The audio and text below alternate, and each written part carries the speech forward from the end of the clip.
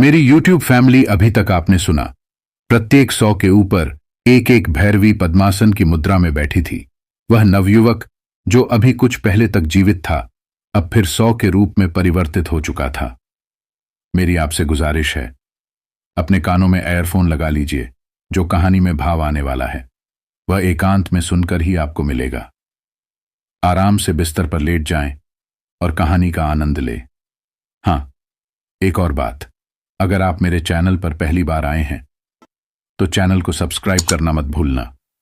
अगर वीडियो आपको पसंद आए तो एक लाइक जरूर कर देना। इससे मुझे मोटिवेशन मिलता है ताकि मैं आपके लिए हॉरर और भी तंत्र मंत्र भूत या डरावनी कहानी ला सकूं। तो कहानी को शुरू करते हैं।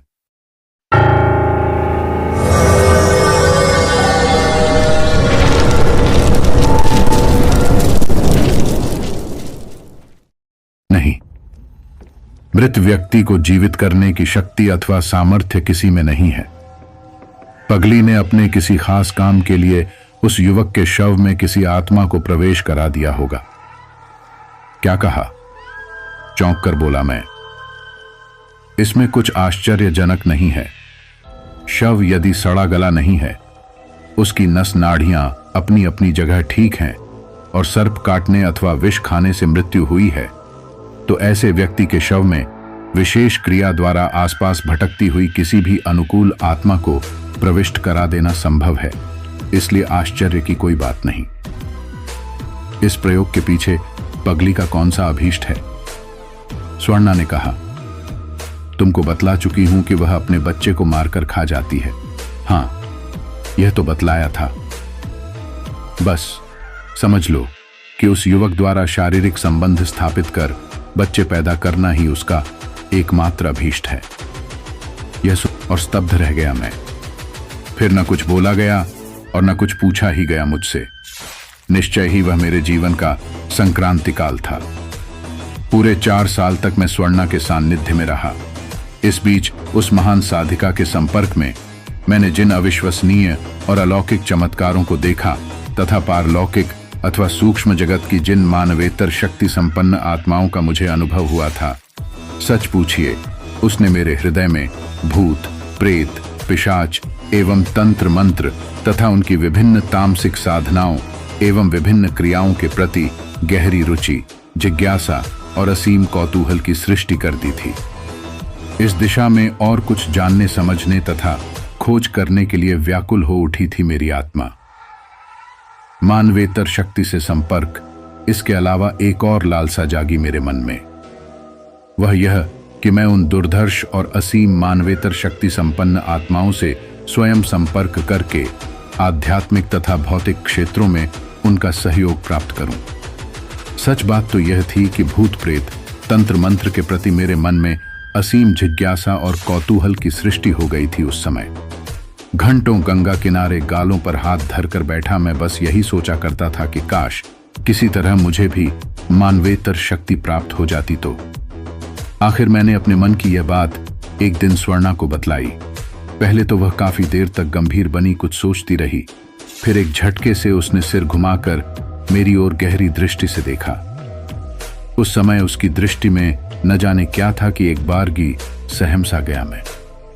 इन सब के चक्कर में मत पड़ो तुम, समझे? स्वर्णा का गंभीर स्वर सुनाई पड़ा मुझे। मानवेतर शक्ति प्राप्त करना सबके वश का नहीं होता। जानते हो, इसके लिए बहुत कुछ छोड़ना पड़ता है, गंवाना पड़ता है।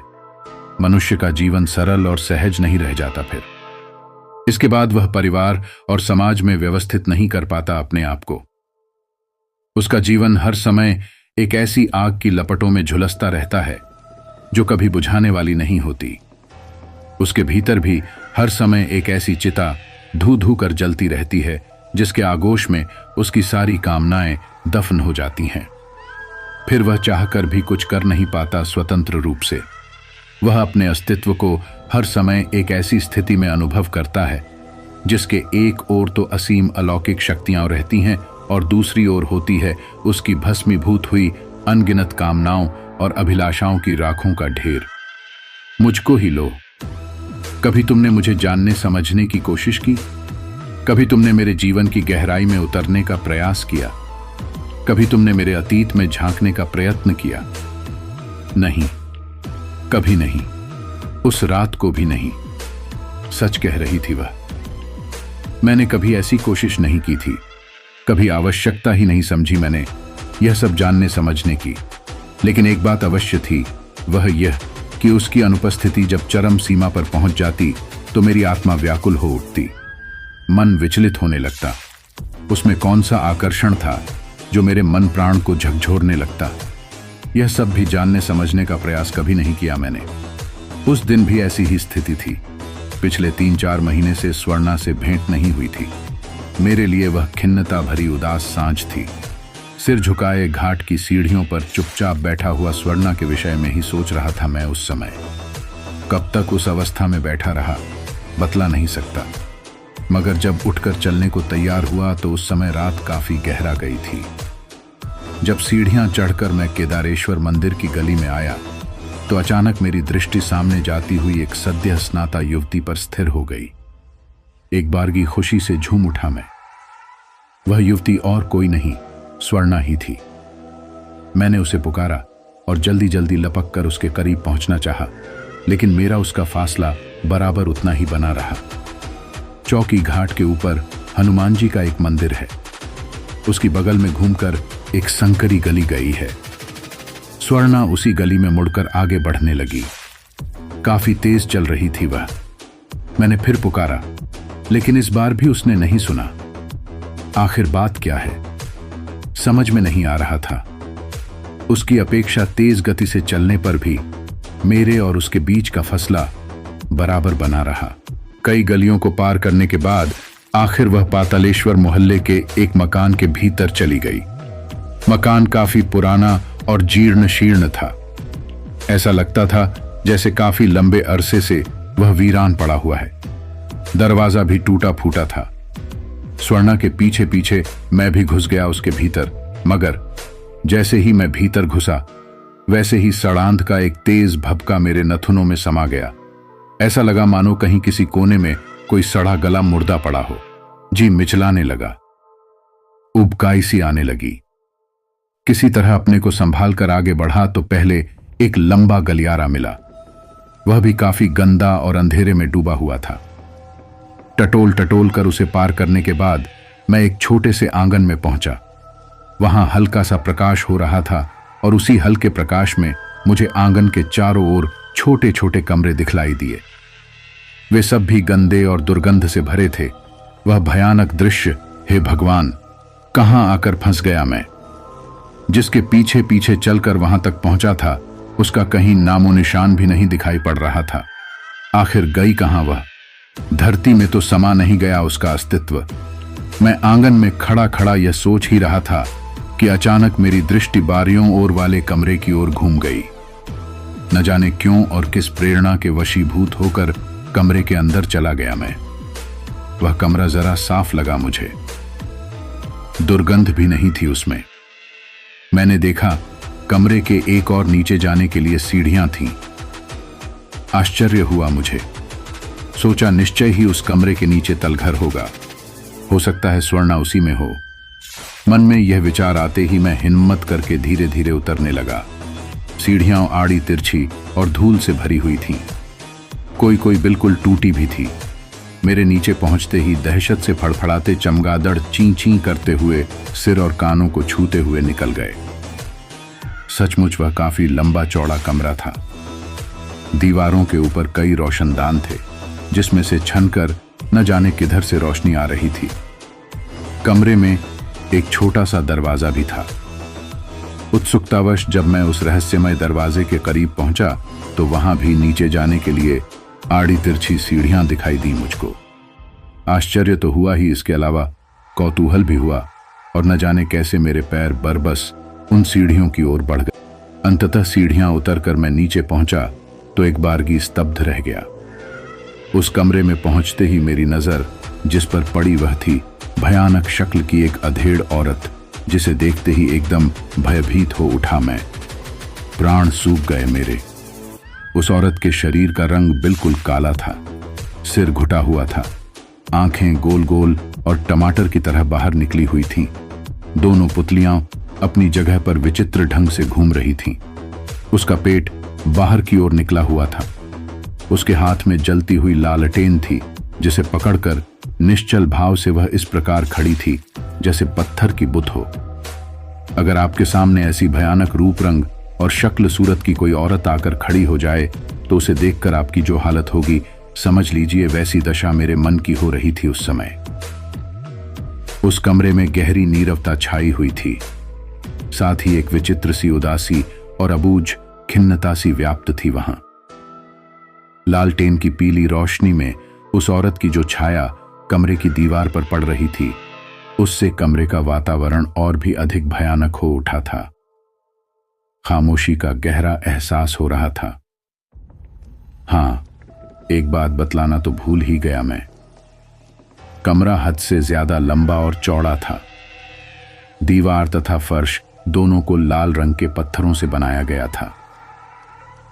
रोशनदान तो नहीं थे, लेकिन अचानक न जाने कहां से ताजी हवा का एक झोंका आया और उसी के साथ पलक झपकते पूरे कमरे में राल, गुग्गुल, चंदन और अगरबत्ती की मिली जुली सुगंध फैल गई। एक बारगी चौंक पड़ा मैं। कहां से आई थी वह सुगंध? इसी का पता लगाने के लिए कमरे में चक्कर काटने लगा मैं।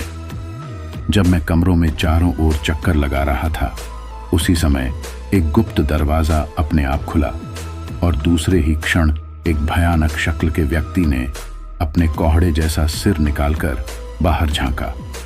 उसकी आंखें गुड़हल के फूल की तरह थीं, जैसे शराब पी रखी हो उसने। निर्दयता और क्रूरता का कुछ अजीब सा भाव था उसकी आंखों में। कुछ क्षण झांकने के बाद उसने अपना सिर भीतर कर लिया। इसके साथ ही वह गुप्त दरवाजा अपने आप बंद हो गया। इस बात की मैंने कल्पना भी नहीं की थी कि उस रहस्यमय कमरे में कोई गुप्त दरवाजा अथवा गुप्त मार्ग भी होगा। थोड़ी देर बाद उस दरवाजे पर धक्का दिया मैंने। वह सहज ही खुल गया तो पता चला कि उसे बंद नहीं किया गया था। मेरी आंखें भय और आतंक से फटी की फटी रह गईं। कभी कल्पना भी नहीं की थी कि ऐसा दृश्य देखने को मिलेगा जीवन में। सारा शरीर पाषाणवत हो गया मेरा, खून पानी हो गया और मस्तिष्क शून्य प्राण। रहस्यमय वातावरण, उस रहस्यमय वातावरण में होने वाली पैशाचिक लीला को जो भी देखता, उसकी यही दशा होती। वह भी मेरी ही तरह भय से जड़ हो उठता उस समय। उस रहस्यमय गुप्त दरवाजे के उस पार जो वातावरण था और उस वातावरण में जो कुछ देखा मैंने, वह सब इस दुनिया से परे अनजाना लोक सा प्रतीत हो रहा था। मैं वाराणसी में पैदा हुआ हूं, वाराणसी के ही वातावरण में सांस ली है और यहीं की संस्कृति तथा संस्कार में पला हूं। वाराणसी के कोने कोने से परिचित हूं और इसके हर रूप को अच्छी तरह जानता हूं। मगर वाराणसी का एक रूप ऐसा भी है जो उसकी धरती के नीचे है, इससे अब तक अपरिचित ही था मैं। कभी किसी के मुंह से सुना था कि काशी में अभी भी उच्च कोटि के कई संत, महात्मा, योगी, तांत्रिक और साधक गुप्त रूप से निवास करते हैं, परंतु उनके गुप्त निवास स्थान काशी में कहाँ है, इसे बहुत ही कम लोग जानते हैं। जो लोग जानते भी हैं वे न जाने क्यों किसी को बतलाते नहीं। लेकिन मेरे सामने अब वह रहस्य अनावृत्त हो चुका था और यह जान गया था कि वे लोग इसी प्रकार काशी की धरती पर नीचे न जाने कब के बने तलघरों में रहते और साधना उपासना करते होंगे। वह कमरा भी काफी लंबा चौड़ा था और उसकी भी दीवारें तथा फर्श लाल पत्थरों से बने थे। दीवारों पर खूंटियों के सहारे कई नर कंकाल झूल रहे थे। कुछ मानव खोपड़ियां भी रखी हुई थीं, जिन पर लाल सिंदूर लगा था। मैं समझ गया निश्चय ही वहां नरबली होती रही होगी कभी। कमरे के एक ओर एक काफी ऊंची और चौड़ी पत्थर की बेदी थी, जिस पर पद्मासन की मुद्रा में एक मानव कंकाल बैठा हुआ था। उसकी खोपड़ी हद से ज्यादा बड़ी थी। उसके चारों ओर सुनहरे रंग का प्रभा मंडल था। इसके अलावा उस कंकाल के विभिन्न भागों से भी रूपहली सुनहरी रश्मियां फूट रही थीं। कभी कभी वह कंकाल अपने आप कांपता, उसके बाद स्थिर हो जाता था। उस समय पल भर को ऐसा लगता था कि उसमें चेतना आ गई हो।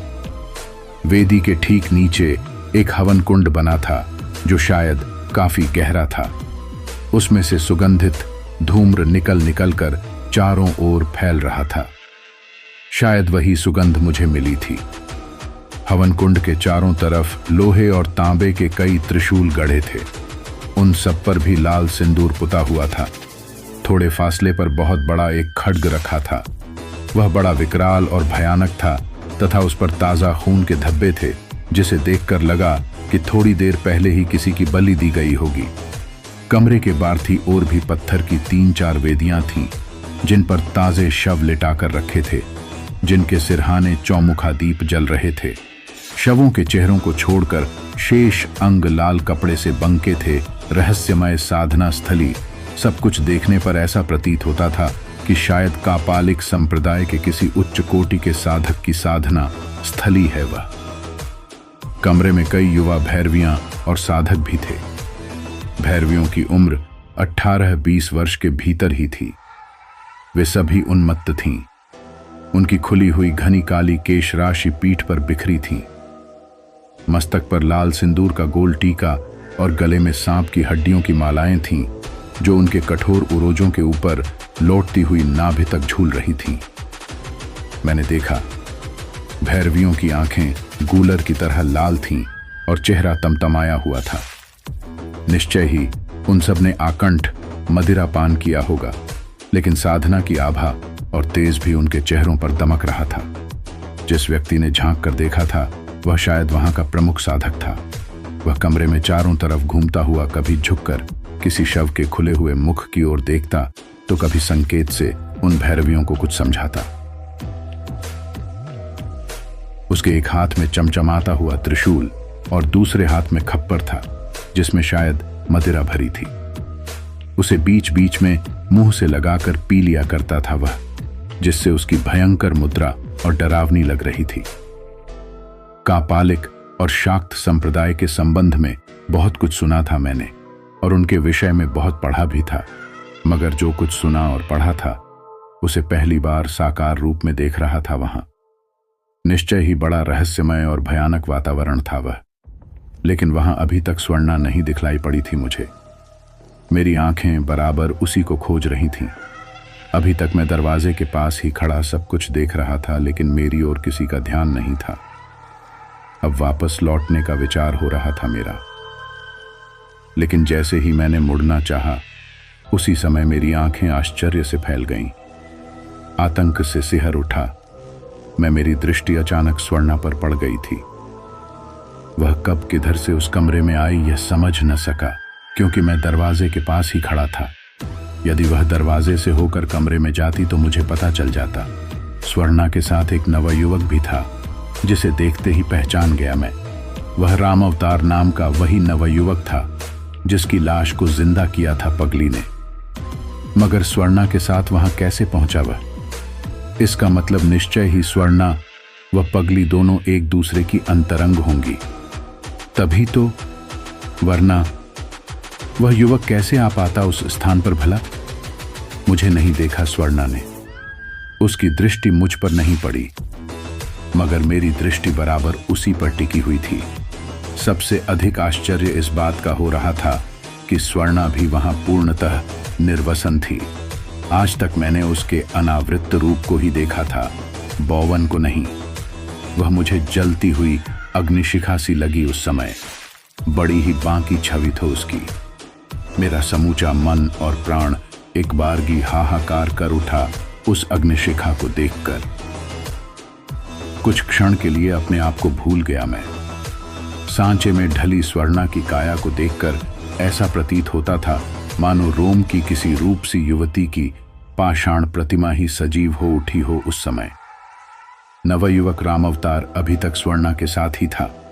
अब उसे वहां का प्रधान लगभग खींचता हुआ खाली पड़ी एक वेदी के पास ले गया और उस पर लिटा दिया उसे। युवक ने कोई विरोध नहीं किया। उसकी स्थिति यंत्रवत थी उस समय, जैसे फिर से मुर्दा हो गया हो वह। उसके बाद जो कुछ मैंने देखा वह पूर्णतया अविश्वसनीय और आश्चर्यजनक दृश्य। प्रत्येक शव के ऊपर एक एक भैरवी पद्मासन की मुद्रा में बैठी हुई थी।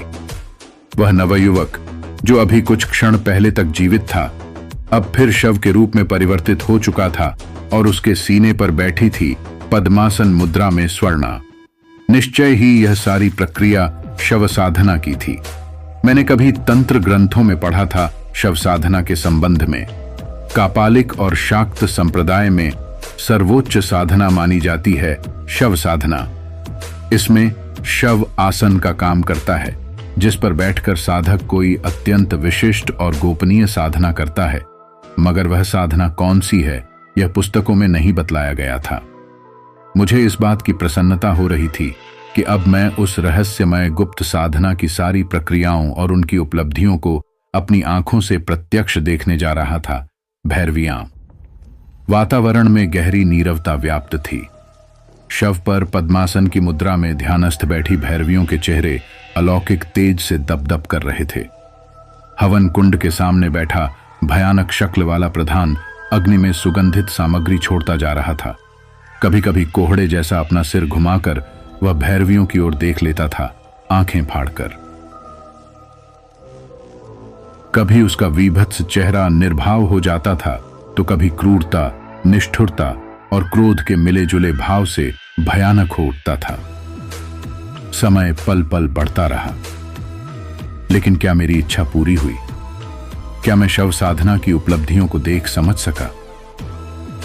नहीं, शायद मेरे भाग्य में नहीं था वह। प्रधान की कुपित दृष्टि अचानक ही मुझ पर पड़ गई थी। मुझे देखते ही क्रोध से लाल हो उठा था। हे भगवान, अब क्या होगा? दीवारों से पानी की बूंदें टपक रही थीं और अंधेरा इतना गहरा था कि कुछ सुझाई ही नहीं पड़ रहा था। निश्चय ही वह तहखाना था। यह समझते देर नहीं लगी मुझे। उसका चेहरा, कुछ सोचूं समझें उसके पहले ही उस दानव ने लपक कर बगल में रखा खड्ग उठा लिया और मारने के लिए मेरी ओर दौड़ा। भय और आतंक से बुरा हाल हो रहा था मेरा।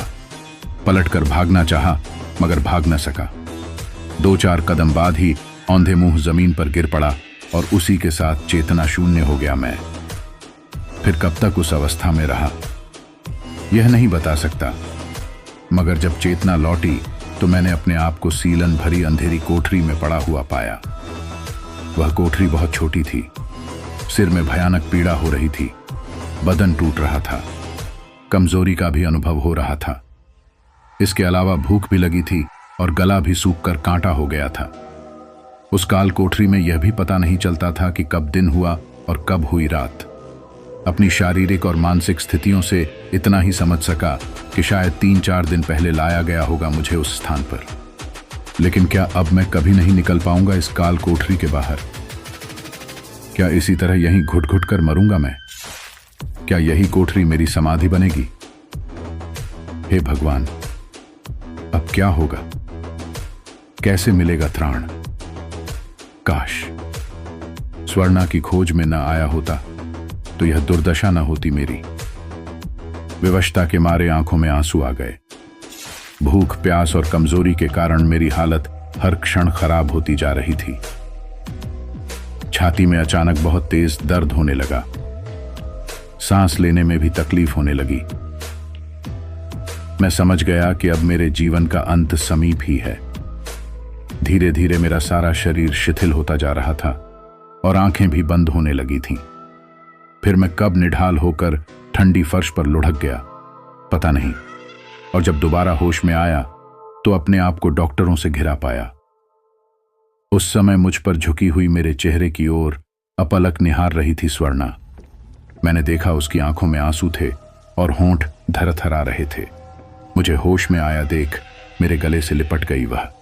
उसके आंसुओं से मेरा पूरा चेहरा भींग गया और जब वह अलग हुई तो उसकी आंखों में झिलमिलाते आंसुओं के मोतियों के अलावा एक ऐसा भाव भी था जो सिर्फ अपने अत्यंत निकट के लोगों में ही होता है।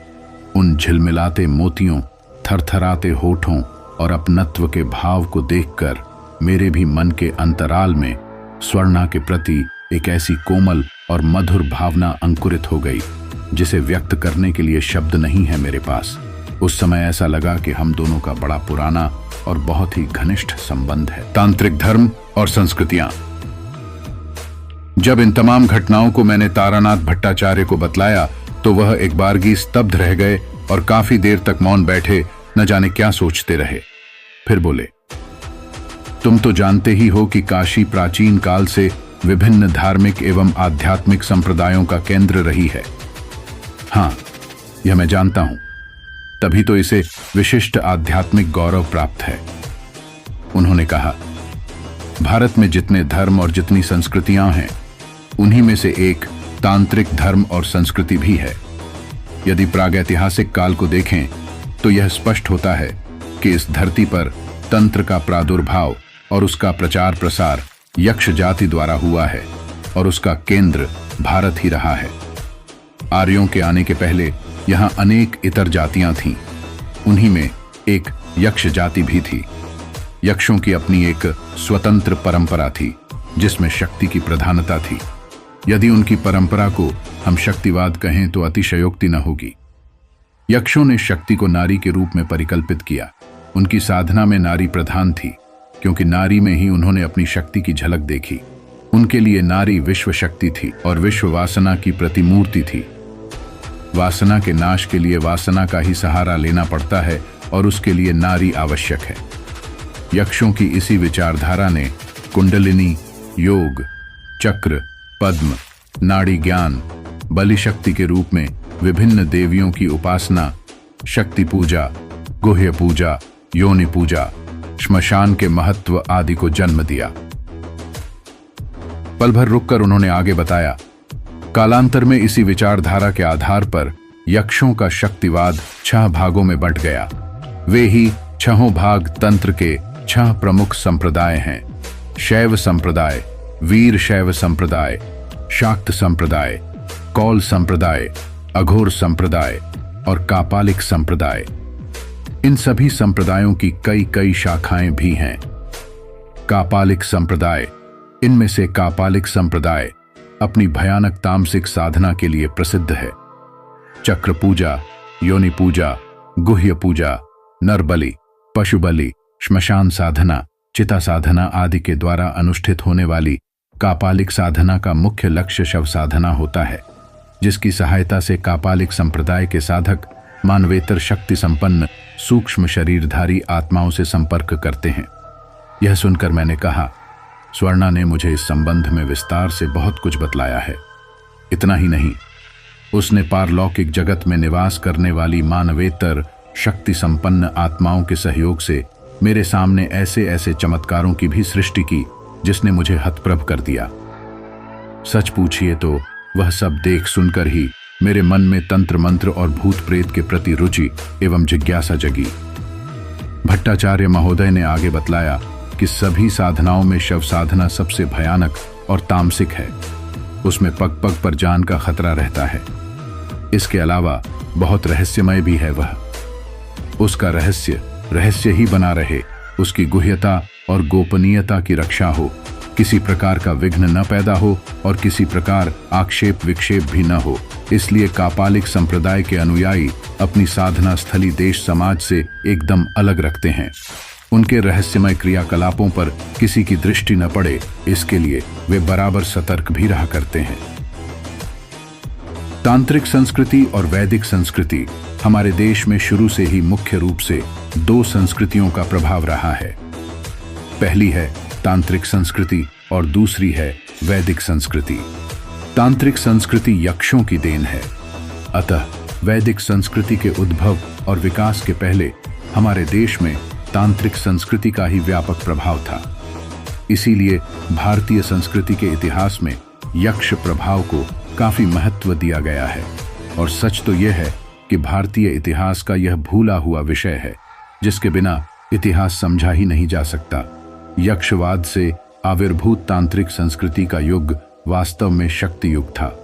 यक्षों की वह आद्य शक्ति 2 रूपों में विभक्त थी। एक था पूज्या रूप और दूसरा था भोग्या रूप। स्त्री को गुह्य दीक्षा देकर उसमें दोनों रूपों की परिकल्पना की जाती थी। भारतीय संस्कृति के प्रखर विद्वान सर जॉन वुडरफ ने यक्षों की आद्य शक्ति से देश देशांतरों की स्त्री शक्ति पूजा की विस्तृत तुलना की है।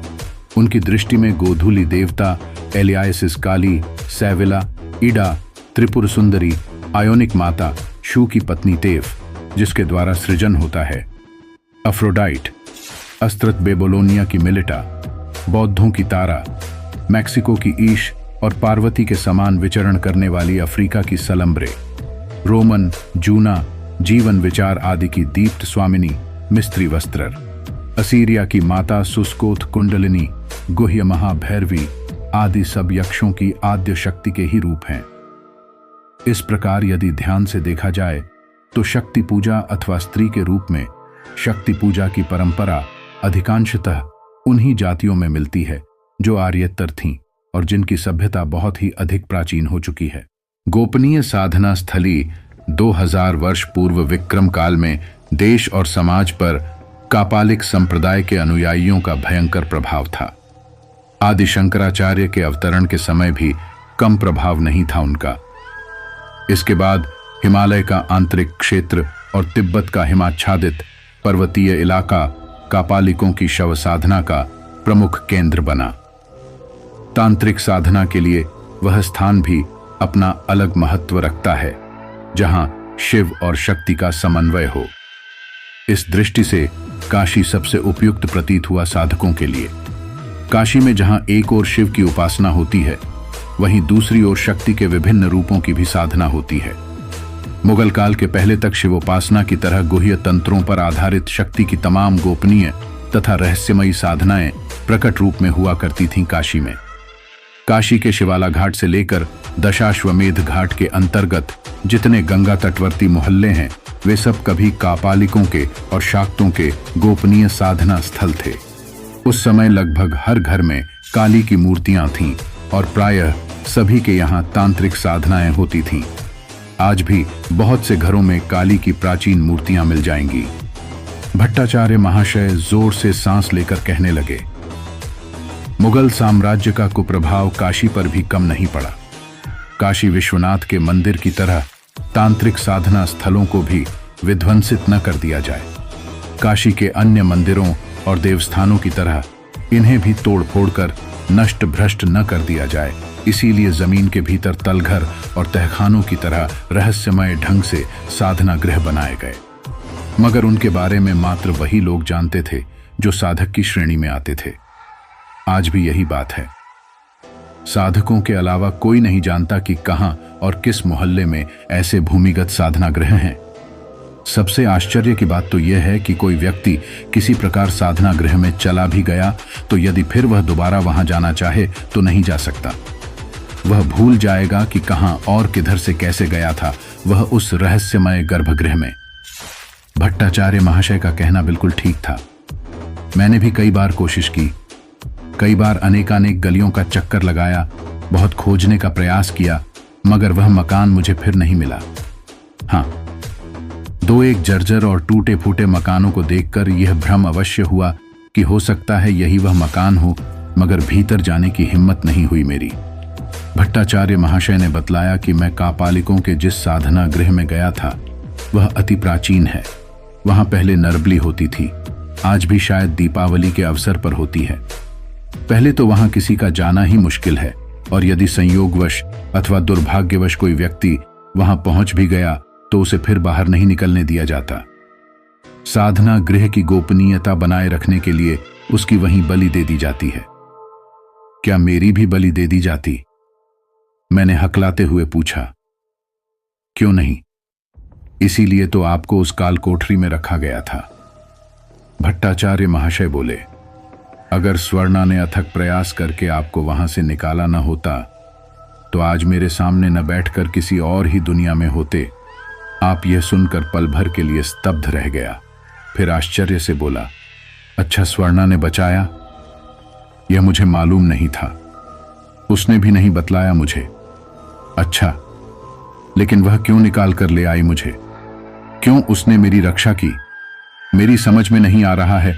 भट्टाचार्य महोदय भी भला इसका क्या उत्तर देते। वह मौन रह गए। मैं उठकर कालीबाड़ी से बाहर निकल आया। रास्ते में बराबर स्वर्णा के ही बारे में सोचता रहा। उसका व्यक्तित्व तो पहले ही मेरे लिए रहस्यमय था, लेकिन अब इस घटना से और जटिल हो गया वह रहस्य। एक पिशाच सिद्ध साधिका के कठोर हृदय में मेरे प्रति इतनी कोमलता और उदार भावना क्यों आई, और उसकी आंखों में मेरे लिए आंसू क्यों थे? क्यों थरथराए थे उसके होंठ? मैं जितना सोचना और जितना समझने की कोशिश करता उतना ही और उलझता जा रहा था मेरा मस्तिष्क। आखिर घर पहुंचते ही दोनों हाथों से सिर थाम कर बैठ गया मैं। पूरी रात नींद नहीं आई मुझे उस रोज। लगातार करवटें बदलता रहा मैं। बार बार स्वर्णा के झिलमिलाते आंसू और थरथराते होंठ मेरी आंखों के सामने थिरक उठते थे और उसी के साथ अपने गले में उसकी लता जैसी बाहों के कोमल स्पर्श की अनुभूति भी होती मुझे। किसी प्रकार भोर की बेला में जरा सी झपकी लगी तो उसी तंद्रावस्था में मैंने देखा कि मेरे सामने वही प्रधान कापालिक खड़ा है और अपनी क्रूरता भरी लाल लाल आंखों से मुझे घूर रहा है। उसका चेहरा क्रोध से तमतमा रहा है।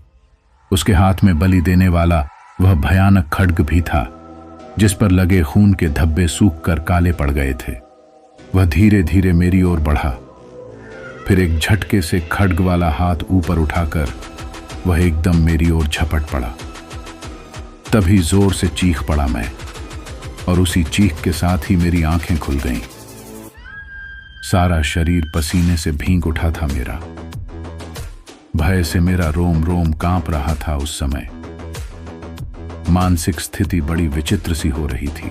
तंत्र साधक चारू बाबू सायंकाल कालीबाड़ी गया। भट्टाचार्य महाशय से मिलकर मैंने अपनी स्थिति बतलाई, सपने की बात भी सुनाई।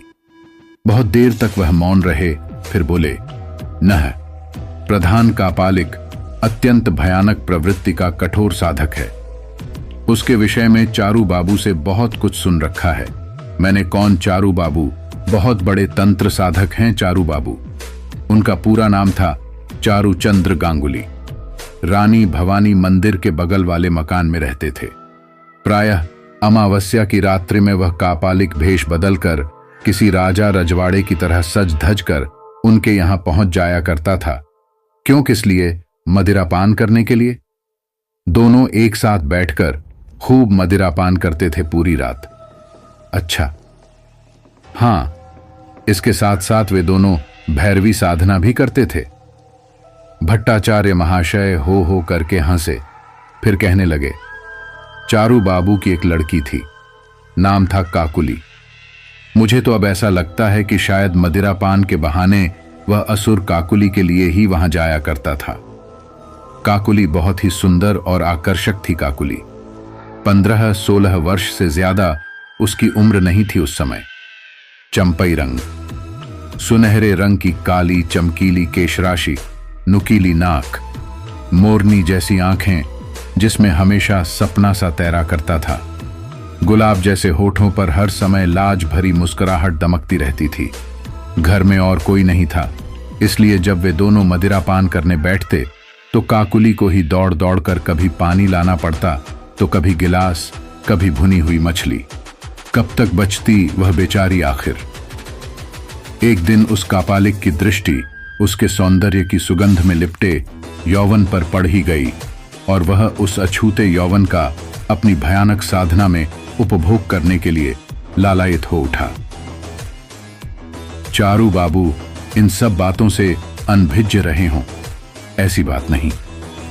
सब कुछ जानते समझते थे वह, लेकिन विवश थे बेचारे। क्यों?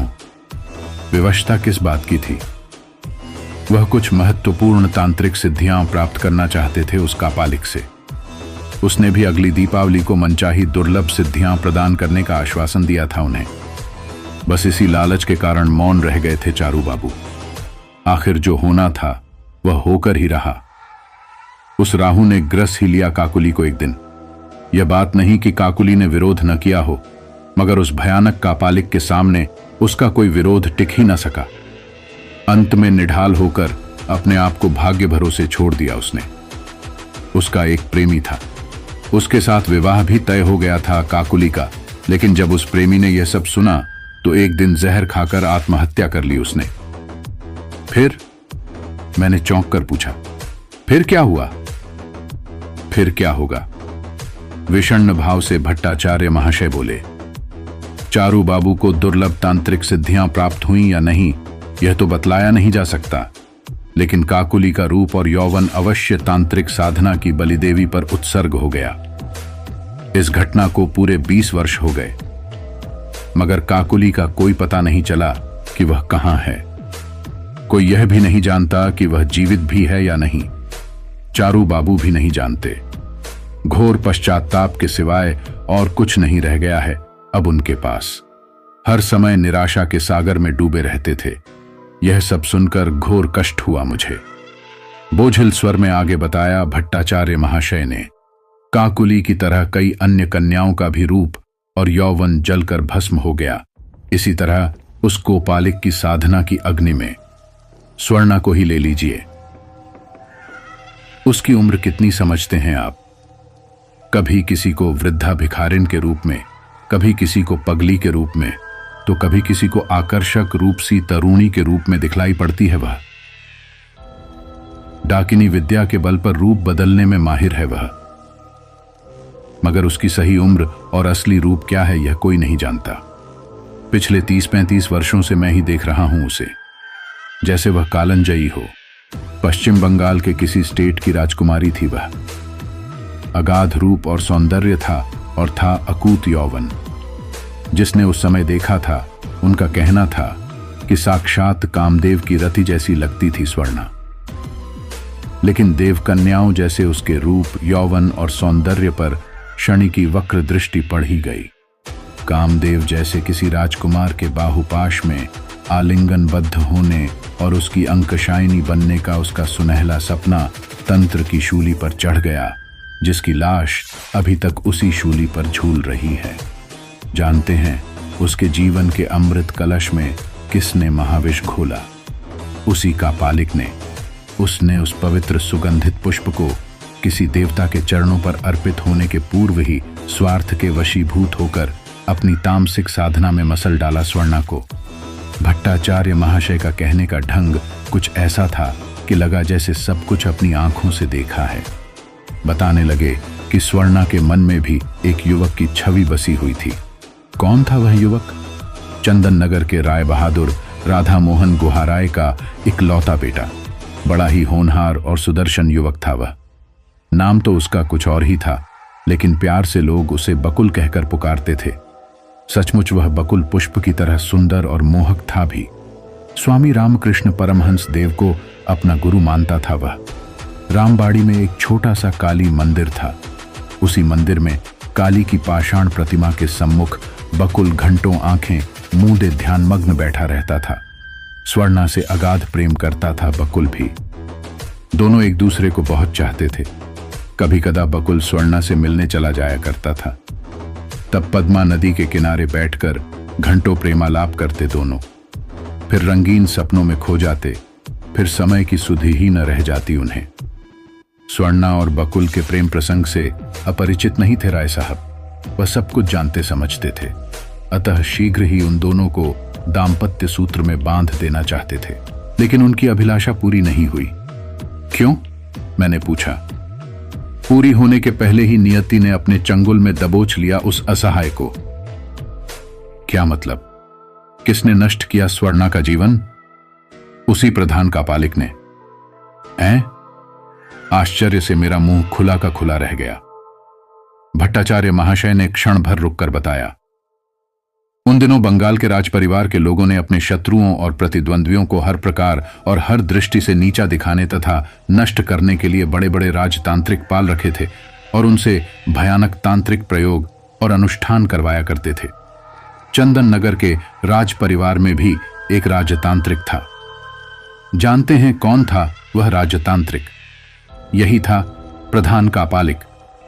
इसका प्रभाव पूरे राज परिवार पर था। राय साहब का एक प्रतिद्वंद्वी और परम शत्रु था मदन मोहन मजुमदार। वह बड़ा ही धूर्त, लंपट और अय्याश प्रवृत्ति का था और भी कुछ ऐसी बातें थीं जिनके कारण राय साहब उससे भयभीत रहा करते थे। फिर एक बार कुछ ऐसी घटनाएं घट गईं कि राय साहब ने हमेशा के लिए उसे अपने रास्ते से हटाना ही जरूरी समझा। इसी में उन्हें अपना कल्याण दिखाई दिया और जब इस संबंध में उन्होंने प्रधान का पालिक से बातें की तो वह सहर्ष तैयार हो गया सहायता के लिए। प्रधान कापालिक ने उन्हें आश्वासन दिया था कि वह भयंकर मारण प्रयोग जानता है, जिसके बल पर मजुमदार को 24 घंटों में समाप्त कर देगा। लेकिन उसने एक शर्त लगा दी थी, वह यह कि इसके बदले स्वर्णा उसे दे दी जाए। स्वर्णा के रूप और यौवन पर उस प्रधान कापालिक की गिद्ध दृष्टि बहुत पहले से ही गड़ी हुई थी। उसे वह अपनी महाभैरवी बनाकर उच्च तांत्रिक साधना करना चाहता था। वास्तव में महाभैरवी के लिए स्वर्णा जैसी सुंदर तरुणी उसे मिलती भी कहां। उसे अवसर की प्रतीक्षा थी और वही अवसर अब उसे मिल रहा था, तो उसे वह किसी भी मूल्य पर गंवाना नहीं चाहता था। लेकिन राय साहब ने शर्त को मानने से साफ इनकार कर दिया। फिर भी उस कुटिल कापालिक ने हार नहीं मानी। बराबर प्रयास में लगा रहा स्वर्णा का वियोग। आखिर कुछ ही दिनों बाद एक ऐसी घटना घट गई जिसके फलस्वरूप राय साहब को उस कापालिक की शर्त स्वीकार करनी ही पड़ी। इसकी चर्चा राय साहब ने जब स्वर्णा से की तो उसका गुलाब सा खिला चेहरा एकदम काला पड़ गया। आंखों से आंसू निकल पड़े। शरीर थर थर कांपने लगा उसका। पूरी रात रोती ही रही वह। उसके एक और पिता का जीवन था, पूरे राज परिवार का सम्मान था, राज्य की रक्षा का प्रश्न था, और दूसरी ओर था उसका प्यार। आखिर विवश होना पड़ा उसे। अपने पिता के लिए, राज परिवार के लिए और उसकी रक्षा के लिए अपने प्यार को उत्सर्ग कर दिया उसने। सचमुच वह उसका बहुत बड़ा त्याग और बहुत बड़ा बलिदान था। यह सारी स्थिति जब बकुल को मालूम हुई तो वह एकदम बिलख पड़ा। अपने प्यार, भावी पत्नी का वियोग सहन नहीं कर सका बकुल। काली मंदिर में जाकर उसने भीतर से कपाट बंद कर लिया और काफी देर तक प्रतिमा के चरणों को दोनों हाथों से पकड़कर रोता रहा वह। इसके बाद उसने सहसा बलि देने वाला खड्ग उठाया और दूसरे ही क्षण खच की ध्वनि के साथ उसका सिर कटकर धड़ से अलग हो गया। इसके साथ ही मंदिर की फर्श खून से गीली हो उठी। जब वह दारुण समाचार स्वर्णा को मिला तो वह व्याकुल हो उठी, मगर अब बेचारी क्या कर सकती थी। फिर भी बकुल को बराबर याद करती रही वह। आज भी कभी कभी उसकी यादों में डूब जाती है वह। इतना कहकर भट्टाचार्य महाशय मौन हो गए और अपलक शून्य में निहारने लगे। कालीबाड़ी के लंबे चौड़े पथरीले आंगन में शाम की स्याही बिखर गई थी। कदम्ब और गुलमोहर के पेड़ों पर पक्षी चहचहाने लगे थे। शंख, घंटे और नगाड़े के मिले जुले स्वर वातावरण में गूंजने लगे थे। शायद मां काली की पूजा आरती का समय हो गया था। भट्टाचार्य महाशय के शब्दों ने स्वर्णा के अतीत की कथा साकार कर दी थी मेरे सामने। उस समय स्वर्णा के प्रति मेरे मन में जहां पीड़ा थी, वेदना थी, वहीं उस कापालिक के प्रति आक्रोश भी था। घर पहुंचा तो थोड़ी ही देर बाद अचानक स्वर्णा भी आ गई। उस सांझ को उसकी उपस्थिति बड़ी विचित्र लगी। वह एकटक बिना पलक झपकाए मेरी ओर देख रही थी। जीर्ण क्लांत चेहरा, शंख जैसा रंग और अजीब सम्मोहन से भरी आंखें। क्या था उस दृष्टि में, कह नहीं सकता। उसके विवर्ण चेहरे की ओर ताकते हुए मैंने कहा, आइए आइए। कहां थी आप इतने दिनों? तबीयत तो ठीक है ना? पहले तुम मुझे आप कहना बंद करो आज से। भरिए ही स्वर में स्वर्णा बोली। मुझे यह अच्छा नहीं लगता, समझे? तब क्या कहूं? हंसकर पूछा मैंने। मुझे तुम कहकर पुकारा करो। ठीक है, आज से तुम ही कहूंगा। चारपाई पर मेरे समीप बैठती हुई कहने लगी वह। तुम अभी तारानाथ भट्टाचार्य से मिल करके आ रहे हो ना? मुझे सब कुछ मालूम है, सब कुछ जानती हूं मैं। बोलो, क्या क्या बातें हुई उनसे? जब तुमको सब कुछ मालूम ही है तो मेरे बतलाने से लाभ क्या? नहीं, मैं तुम्हारे मुंह से सुनना चाहती हूं। ठीक है, लो सुनो। और मैंने सब कुछ सुना दिया उसे। फिर अंत में बोला, स्वर्णा, एक ओर तुम्हारे पास असीम अलौकिक शक्तियां हैं और दूसरी ओर बकुल की तमाम यादें भी हैं तुम्हारे हृदय में। सचमुच तुमने बहुत बड़ा त्याग किया है स्वर्णा। लेकिन एक बात पूछ सकता हूं, क्या उस त्याग का मूल्य वे तमाम पैशाचिक शक्तियां भर ही हैं जिनका बोझ उठाए तुम न जाने कितने सालों से जिंदा लाश की तरह भटक रही हो काशी की अंधेरी गलियों में? सोचता हूं यदि उन शक्तियों की अपेक्षा त्याग एवं प्रेम का मूल्य और महत्व अधिक होता तो उन्हीं शक्तियों की सहायता से तुम अपना बदला ले लेती उस कापालिक से। न जाने कैसे और किस आवेश में इतना सब बोल गया मैं, समझ में नहीं आया। स्वर्णा चुपचाप बैठी सुनती रही, कुछ बोली नहीं। उसकी आंखें डबडबाई हुई थीं। बीच बीच में आंखों से 2-4 मोती ढुलक पड़ते थे। उसके स्याह पड़े गालों पर फिर एक झटके से उठी वह और दोबारा मेरी ओर देखे बिना कमरे से बाहर निकल गई। मैं उसे जाते हुए देखता रहा, न उसे रोका और न टोका ही। बाद में बहुत अफसोस हुआ, क्यों कह दी मन को चोट लगने वाली इतनी कड़ी बात। नहीं कहनी चाहिए थी। पूरी रात व्याकुल मन लिए करवटें बदलता रहा मैं चारपाई पर। उसके बाद कई दिन बीते, सप्ताह बीते और फिर कई महीने गुजरे। स्वर्णा नहीं आई। उसके दर्शन दुर्लभ हो गए। मन को बड़ी ठेस लगी। न जाने कैसा मोह हो गया था, उसके प्रति समझ में नहीं आ रहा था। मन की शांति छिन गई थी जैसे। धीरे धीरे गर्मी का मौसम बीत गया। नीले आकाश में अब काले भूरे बादलों के टुकड़े दिखलाई देने लगे थे। कभी कदा रिमझिम बारिश भी हो जाया करती थी। उस दिन रुक रुक कर हल्की हल्की वर्षा हो रही थी। खिड़की के नजदीक चारपाई पर लेटा हुआ मैं आकाश में बादलों को देख रहा था। फिर न जाने कब झपकी लग गई। उसी मनह स्थिति में मैंने देखा कि पद्मा नदी के किनारे बालू पर बैठा हूं और मेरी गोद में सिर रखे स्वर्णा लेटी हुई है। उस समय निःशब्द शून्य वातावरण में चांदनी बिखरी हुई थी।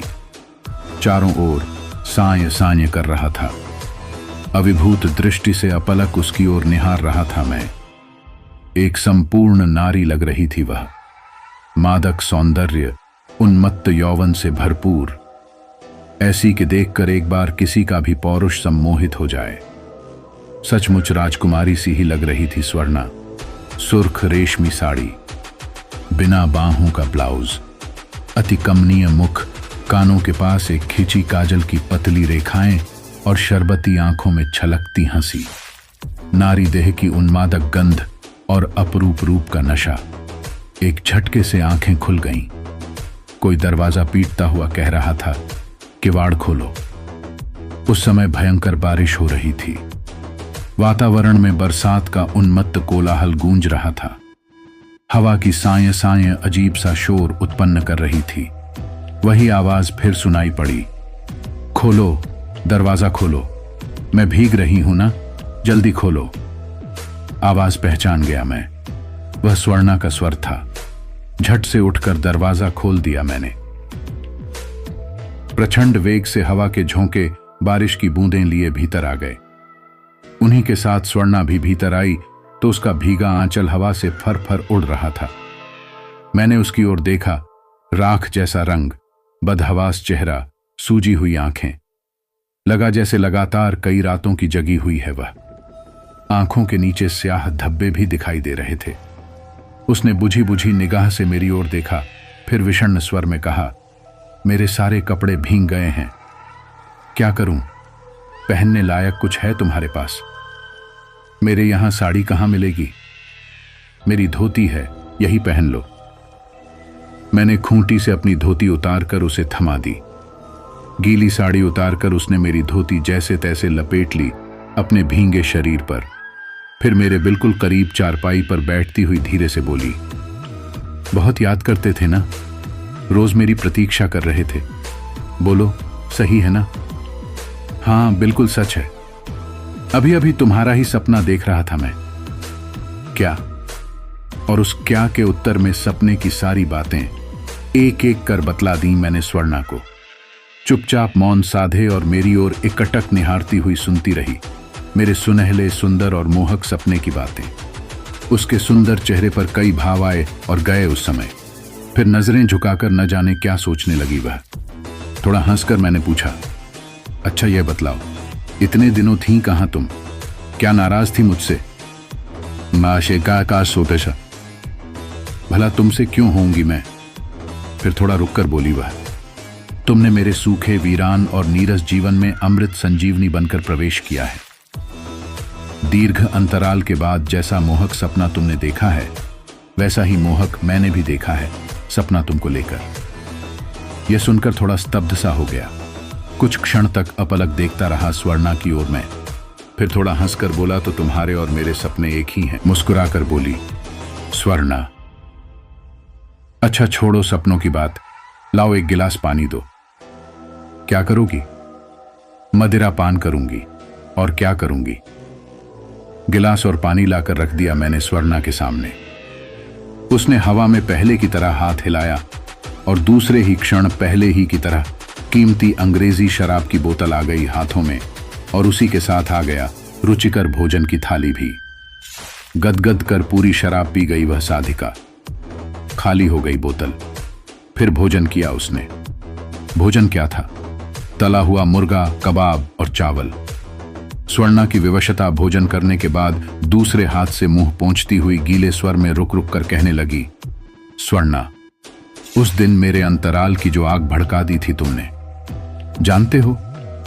उसी धू धू कर जलती हुई आग की लाल पीली लपटों में एक लंबे अरसे से झुलस रहा है मेरा मन, मेरा प्राण और मेरी आत्मा भी।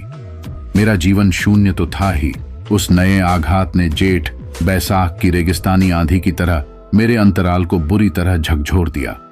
झुलस कर रह गया सब कुछ मेरा। मैंने प्रेम किया था बकुल से, वासना रहित आत्मिक प्रेम। वह भी चाहता था मुझे हृदय से। हम दोनों शीघ्र ही परिणय सूत्र में बंधने वाले थे, लेकिन उस कापालिक ने मेरी समस्त आकांक्षाओं को राख कर दिया एक बार की। जीवन में चारों ओर शून्य ही शून्य था, शून्य के सिवाय और कुछ नहीं।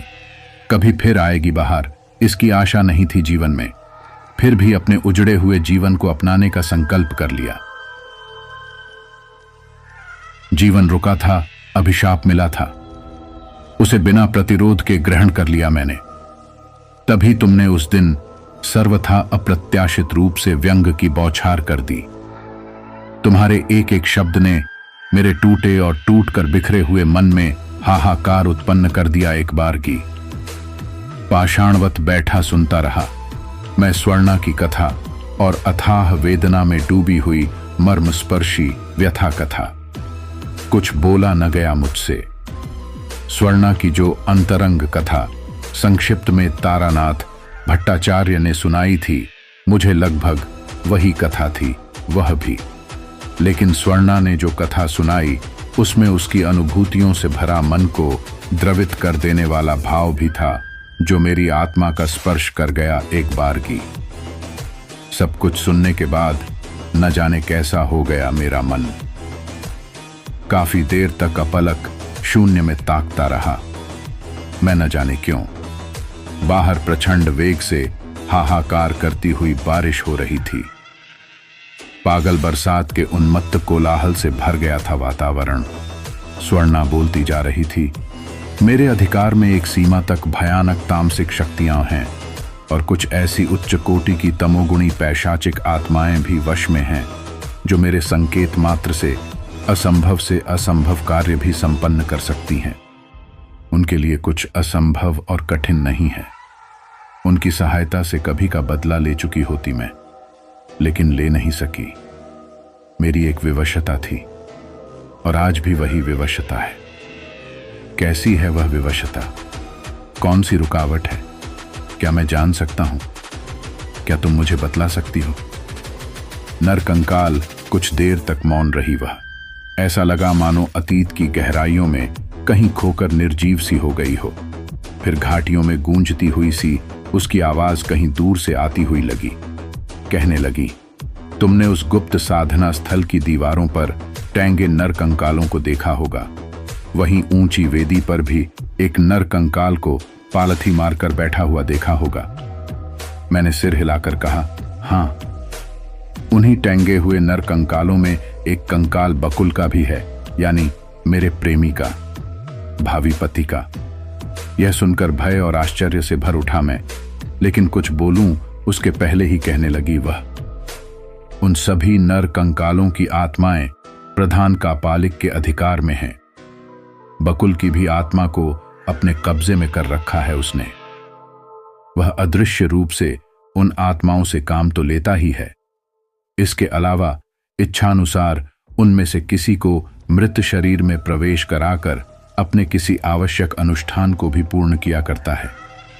हे भगवान, मैं क्या सुन रहा हूं यह सब? क्या यह सब संभव है तांत्रिक या पैशाचिक बल पर? स्वर्णा बताती रही। इस कार्य में पगली काफी सहयोग देती है उसे। कौन पगली? अरे वही पगली जिसने घाट पर सांप के विष से मरे हुए एक युवक को जीवित कर दिया था। उस युवक को मैंने साधना स्थल पर भी देखा था, वह भी तुम्हारे साथ। ठीक कहते हो। उस युवक के पार्थिव शरीर में उस समय उन्हीं में से किसी नरकंकाल की आत्मा काम कर रही थी। यह सुनकर एक बारगी स्तब्ध रह गया मैं। स्वर्णा बोलती रही। पद्मासन की मुद्रा में बैठा वह नरकंकाल जानते हो किसका है? तिब्बत के एक महान कापालिक का, जिसका नाम था मिलरेप। वह अत्यंत उच्च कोटि का तांत्रिक तथा शव साधक और तिब्बत के सियांग मठ का आचार्य था। लगभग 100 वर्ष पहले उसने मठ में ही समाधि ली थी। समाधि के समय उसकी आयु पूरी 180 वर्ष थी। भयंकर शव साधक कापालिक की सूक्ष्म शरीरधारी आत्मा अभी तक अपने कंकाल से संपर्क बनाए हुए है। प्रधान कापालिक का नाम तो अवश्य जानती होंगी आप? मैंने पूछा। हाँ, सवर्णा बोली। उसका नाम है कालेश्वरानंद अवधूत। तांत्रिक मिलरेप का नर कंकाल कैसे मिला कालेश्वरानंद को? जब मठ के प्रांगण में मिलरेप के शव को भूमिगत किया जा रहा था, उस समय कालेश्वरानंद उपस्थित था वहां। फिर न जाने कौन सा खेल खेला कि कुछ ही समय में मठ का सर्वे सर्वा बन बैठा वह। मठ और उस मठ में रहने वाले लोगों पर पूरा अधिकार हो गया उसका। धीरे धीरे 2 वर्ष का समय व्यतीत हो गया। एक दिन अवसर देखकर रात्रि में मिलरेप की समाधि से उसका नरकंकाल निकाल लिया कालेश्वरानंद ने, और बाद में न जाने कैसे और किस प्रकार काशी ले आया उस नरकंकाल को वह। क्यों? थोड़ा व्यग्र होकर प्रश्न किया मैंने। यह काफी रहस्यमयी बात है, स्वर्णा ने कहा। तुमको ज्ञात होना चाहिए कि उच्च कोटि के तंत्र साधकों की आत्माएं शीघ्र पुनर्जन्म को उपलब्ध नहीं होती। कोई तांत्रिक आत्मा दीर्घ काल तक अंतर जगत में निवास करती है और अपने निवास काल में अपनी समाधि और उस समाधि में स्थित अपने पार्थिव शरीर के नर कंकाल से बराबर संबंध बनाए रखती है, अगोचर रूप में अपना। इसका क्या रहस्य है यह तो पूरी तरह बतलाया नहीं जा सकता, लेकिन इतना अवश्य है कि अपनी समाधि के माध्यम से अपने पट्ट शिष्यों को वे आत्माएं तंत्र के गुह्य आयामों की शिक्षा दीक्षा आदि देती हैं। इसके अतिरिक्त ऐसे नरकंकालों का और भी गोपनीय और रहस्यमयी तांत्रिक महत्व है जो अपने आप में तिमिराच्छन्न है। निश्चय ही उस गोपनीय और रहस्यमय तिमिराच्छन्न तांत्रिक महत्व को भली भांति जानता समझता रहा होगा कापालिक कालेश्वरानंद अवधूत। संभवतः यह भी भली भांति जानता समझता रहा होगा कि अवश्य ही मिलरेप की आत्मा का अगोचर संबंध होगा अपने मौलिक शरीर की अस्थि से। हाकिनी डाकिनी विद्या थोड़ा रुककर स्वर्णा आगे बोली।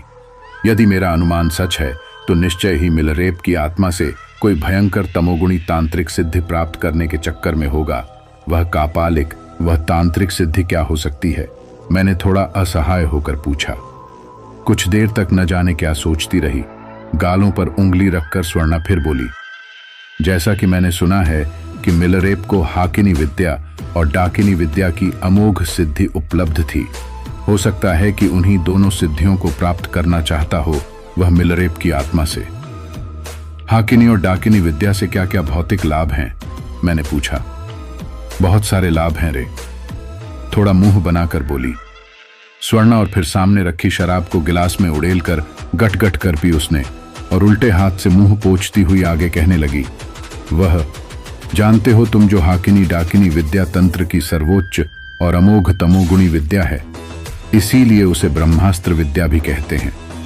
अति कठिनाई और अति परिश्रम से होती है यह विद्या उपलब्ध, सबके वश की बात नहीं है। जिसे यह दुर्धर्ष विद्या उपलब्ध होती है वह मानवेतर शक्ति संपन्न होता है। उसके लिए प्रकृति की सीमा में कुछ भी असंभव नहीं। नियति तो उसके अधिकार में नहीं होती, लेकिन प्रकृति कुछ विशेष सीमा तक उसके अधिकार में हो जाती है। अवश्य, इसमें संदेह नहीं।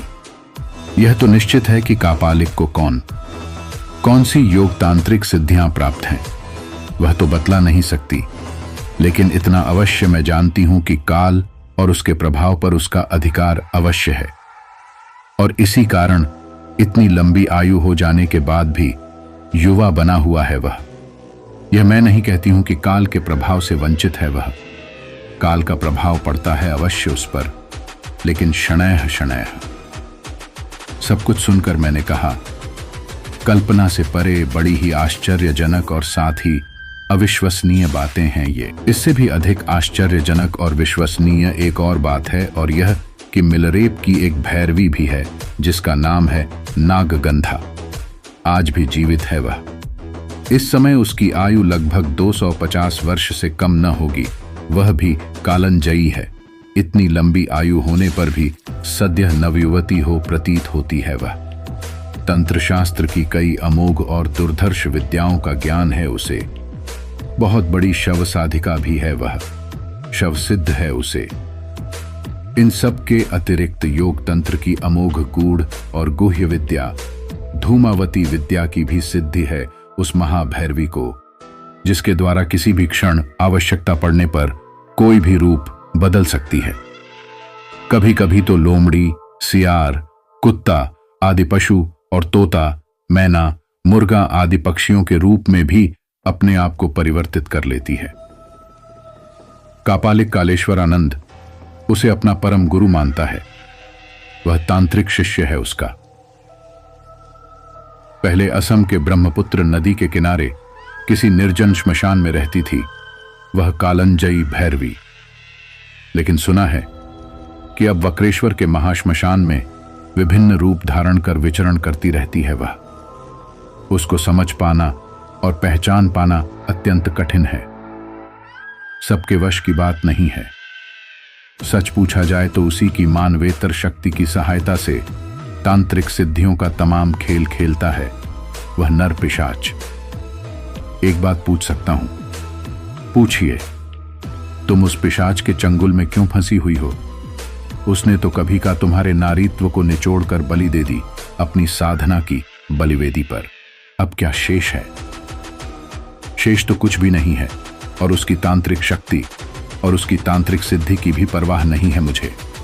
यदि परवाह और चिंता है तो बकुल की आत्मा की, जो कापालिक के चंगुल में अब तक फैंसी तड़प रही है मुक्ति के लिए। समझा नहीं? मैंने कहा, जब मेरे वियोग में बकुल ने मां काली के सामने अपनी बलि दी, उसी समय कापालिक कालेश्वरानंद ने उसकी आत्मा पर अपना अधिकार कर लिया, और तभी से समझ गया मैं, तुम उसकी आत्मा की मुक्ति चाहती हो। हां, थोड़ी रुआंसी होकर स्वर्णा बोली।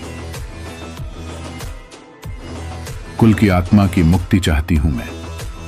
जब तक उसे मुक्त न कर लूं तब तक कुछ भी नहीं कर सकती मैं। बस यही है मेरी असमर्थता, और यही है मेरी विवशता और कारण। मैं भी उस पापी के चंगुल में फंसी हुई हूं। समझ गए ना? उस पिशाच के चंगुल से मुक्त होने के बाद फिर क्या होगा? मैंने पूछा। होगा क्या? स्वर्णा बोली, उसी के साथ मैं भी उसके बंधन से मुक्त हो जाऊंगी, सदैव के लिए स्वतंत्र। फिर देखोगे तुम कैसे लेती हूं मैं उस पापी से अपना प्रतिशोध, और कैसे लेती हूं प्रतिशोध उस कृतघ्न से अपने कौमार्य भंग का। तुम नहीं समझ सकोगे मेरे हृदय में जलते हुए प्रतिशोध की ज्वाला को। तुम यह भी नहीं समझ सकोगे कि बकुल से कितना प्रेम करती थी मैं, और वह भी कितना चाहता था और कितना प्रेम करता था मुझसे, कि मेरे वियोग को सहन न कर सका और अपनी बलि दे दी मां काली के चरणों में उसने। सच पूछो तो हम दोनों का आत्मिक प्रेम था, शारीरिक और मानसिक नहीं। लेकिन क्या करूं, समझ में नहीं आता। हे भगवान, कैसे क्या होगा? इतना कहकर दोनों हथेलियों से अपना चेहरा छिपा लिया, और फिर सिसक सिसक कर रोने लगी वह। उसके अंतराल में दबी कौन सी पीड़ा और कौन सी व्यथा आंसुओं के सहारे बाहर निकलना चाहती थी, समझ न सका मैं। मेरा भी मन विषण्ण हो उठा। न जाने क्यों उस समय मौन साधे न जाने क्या क्या सोचने लगा मैं। रात का पहला पहर खत्म होने वाला था। बारिश बंद हो गई थी। काले भूरे बादलों के टुकड़े हवा की लहरों पर इधर उधर तैर रहे थे नीले आकाश में। कभी कदा बादलों के उन तैरते हुए टुकड़ों के बीच से अष्टमी का खंडित चांद दिखलाई दे जाता था और क्षण भर के लिए उसकी पीली रोशनी बिखर जाती थी कमरे में। अभी भी सिसक सिसक कर रो रही थी स्वर्णा। रहा न गया मुझसे, न जाने क्यों और कैसे, किस प्रेरणा के वशीभूत होकर और न जाने किस भावना में बंध कर सहसा थोड़ा आगे बढ़ा और दोनों हाथ थाम लिए मैंने उस प्रौढ़ा साधिका का। कुछ क्षण बाद धीरे धीरे उस अभिसारिका ने अपना सिर उठाकर सजल नेत्रों से देखा मेरी ओर एक बार। कौन सा भाव था उस समय उसके चेहरे पर, और उसकी बड़ी बड़ी सजल आंखों की झील जैसी गहराई में कौन सी पीड़ा थी, कौन सी वेदना थी और कौन सी व्यथा जो समझा न जा सकी मुझसे। स्वर्णा के दोनों हाथ पहले की ही तरह थामे उसकी स्थिर और भावशून्य आंखों में झांकते हुए मैंने हौले से पूछा, इसका कोई उपाय नहीं है और कोई रास्ता नहीं है, हो तो बतलाओ मुझे। मेरी बात सुनकर कुछ क्षण चुप रही स्वर्णा, फिर धीरे से बोली, मेरी ओर गहरी नजरों से देखते हुए, वह उपाय भी है और रास्ता भी है। बतलाओ मुझे, मेरे योग्य जैसा जो कुछ भी होगा वह अवश्य करूंगा मैं तुम्हारे लिए। पहले हाँ तो करो, फिर बतलाऊंगी मैं। न जाने किस भावावेश में और न जाने किस प्रेरणा के वशीभूत होकर हाँ हाँ हाँ 3 बार कह दिया मैंने। उसके बाद स्वर्णा ने जो उपाय बतलाया और बतलाया जो रास्ता, उसे सुनकर स्तब्ध और अवाक रह गया मैं एक बार की। रोमांचित हो उठा मेरा सारा शरीर। मैंने कभी सोचा भी नहीं था और कभी सपने में भी कल्पना नहीं की थी कि कभी वह हा भैरवी ऐसा भी प्रस्ताव रखेगी मेरे सामने। अब सोचता हूं कि उस समय सिर हिलाकर हां न कहा होता और अपनी स्वीकृति न दी होती तो आज मेरी स्थिति ऐसी न होती। स्वयं अपने लिए और अपने जीवन के लिए एक अभिशाप बन गया हूं मैं। एक गहरा शून्य भर गया है जीवन के कण कण में। न शरीर के प्रति मोह है और न तो संसार के प्रति किसी प्रकार का आकर्षण। धूमावती विद्या, जहां एक ओर मेरा जीवन अभिशप्त हो गया और भर गया गहरा शून्य, वहीं दूसरी ओर भौतिक सत्ता में प्रवेश का मार्ग भी खोल दिया। उस महायोगिनी ने मेरे लिए, जो योग तंत्र की बहुत बड़ी और अत्यंत महत्वपूर्ण उपलब्धि समझी जाती है, जो विरले ही किसी को प्राप्त होती है। कुछ मौन साधे देखकर स्वर्णा बोली, शायद मेरा यह रूप पसंद नहीं तुमको। मैंने धीरे से सिर उठाकर देखा उस प्रौढ़ा की ओर। शायद मेरी आंखों की मूक भाषा पढ़ ली उसने।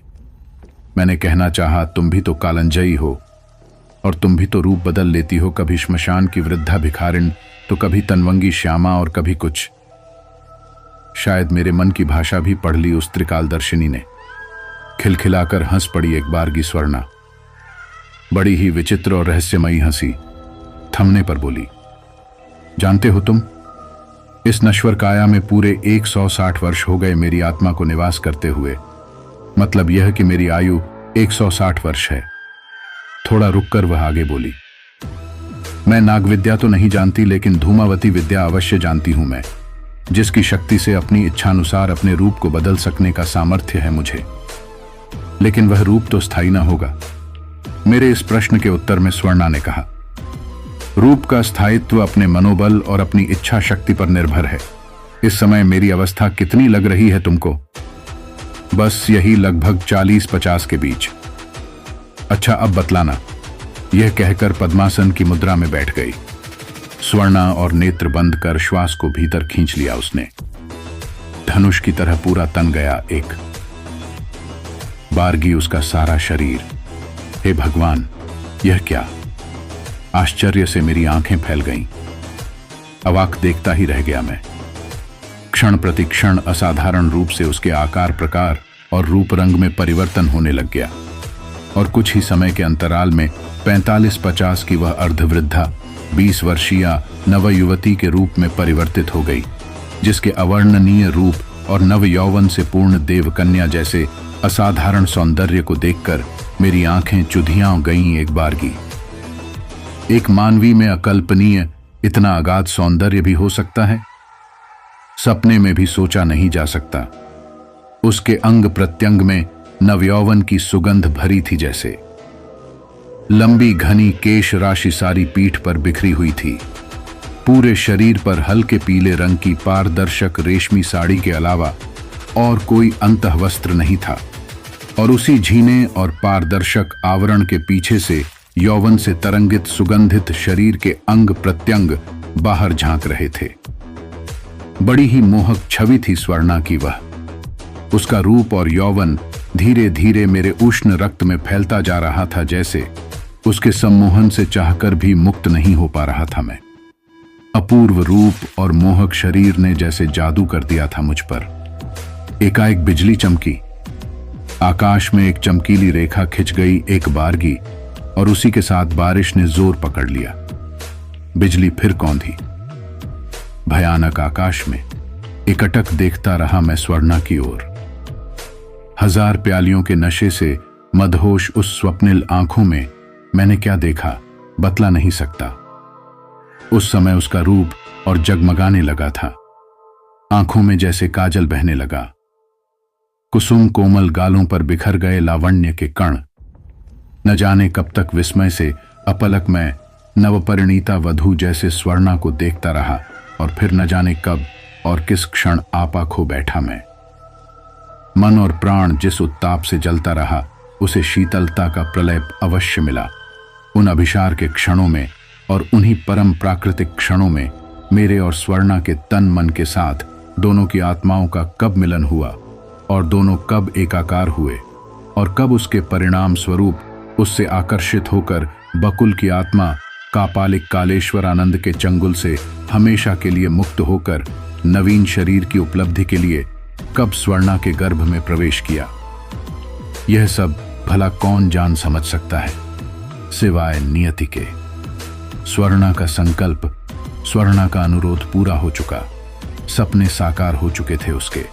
बकुल को पुनः प्राप्त कर चुकी थी वह। भले उस उपलब्धि का रूप दूसरा हो, और उस उपलब्धि के बाद उसने अंत में मुझसे कहा था, इसी रूप में बकुल ने देखा था मुझे। अब इस रूप शिखा में कोई परिवर्तन नहीं होगा। जिस रूप में अपनी प्रेयसी और प्रेमिका को देखा था, और देखा था अपनी पत्नी की छवि, उसी रूप में अपनी मां की भी छवि देखेगा वह भविष्य में। आकाश में बादल छट चुके थे। बारिश भी हो गई थी बंद। भोर होने वाली थी। पूरब का नीला आकाश धीरे धीरे सफेद होने लगा था। पक्षी चहचहाने लगे थे। अपने स्थान से अचानक स्वर्णा उठी और एक बार मेरी ओर गहरी दृष्टि से देखा, और बिना कुछ बोले और बिना कुछ कहे कमरे का दरवाजा खोलकर बाहर निकल गई एक झटके से, और मैं उसे जाते हुए देखता रहा। कापालिक कालेश्वरानंद से अपना प्रतिशोध कब लिया, अपना बदला कैसे लिया, कब लिया और किस रूप में लिया स्वर्णा ने, यह मैं नहीं जान पाया। इसका इतिहास अंधकार में है मेरे लिए। हां, मैं इतना अवश्य बतला सकता हूं कि एक दिन सांझ के समय एक सड़ी गली और क्षत विक्षत लाश, जिसके मांस को मांसखोर पक्षी नोच नोच कर खा रहे थे, गंगा की धारा में बहती जा रही थी। ध्यान से देखा मैंने। कापालिक कालेश्वर आनंद की लाश लगी वह मुझे। वातावरण में भयंकर दुर्गंध फैल रही थी। नाक पर कपड़ा रखकर जल्दी जल्दी घाट की सीढ़ियां चढ़ने लगा मैं। पूरे 4 वर्ष में स्वर्णा के संपर्क में रहा था, और इस कालावधि में उस महासाधिका द्वारा जिस अलौकिक चमक, अविश्वसनीय सिद्धियों के दर्शन मुझे हुए थे, निस्संदेह अलौकिक थे, जिनका तमोगुणी तांत्रिक साधना भूमि में अत्यंत महत्व और मूल्य है। स्वर्णा स्वयं अपने आप में एक परम सिद्ध साधिका और एक अद्भुत योगिनी थी, इसमें भी संदेह नहीं।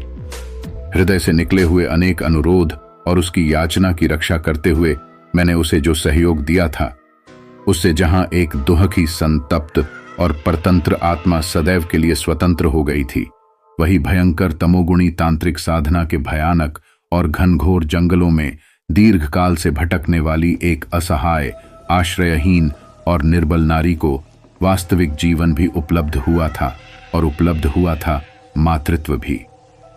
यहां यह बतला देना आवश्यक है कि आज भी स्वर्णा का अस्तित्व है।